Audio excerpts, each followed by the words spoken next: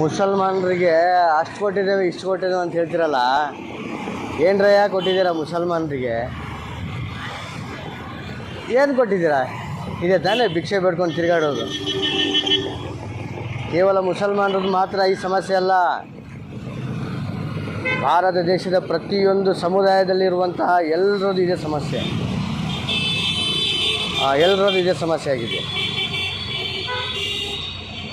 ಅವ್ರ ಪಾಲಿಗೆ ಅಂದರೆ ಬಡವರ ಪಾಲಿಗೆ ಏನು ಸಿಗಬೇಕಾಗಿತ್ತೋ ಯಾವ್ಯಾವ ಸಮುದಾಯದಿಂದ ಅವರಿಗೆ ಸಿಗ್ತಾಯಿಲ್ಲ ಅಷ್ಟೇ.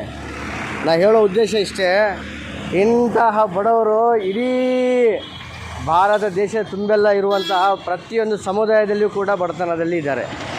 ಅಂಥವರಿಗೆ ಮೊದಲು ಸರ್ಕಾರದ ಯೋಜನೆಗಳು ಸಿಗಬೇಕು. ಇಂಥವರಿಗೆ ಸರ್ಕಾರದ ಯೋಜನೆಗಳು ಸಿಕ್ಕ ಮೇಲೆ ಮಾತ್ರ ದೇಶ ಅಭಿವೃದ್ಧಿಯತ್ತ ಸಾಗುತ್ತೆ ವಿನಃ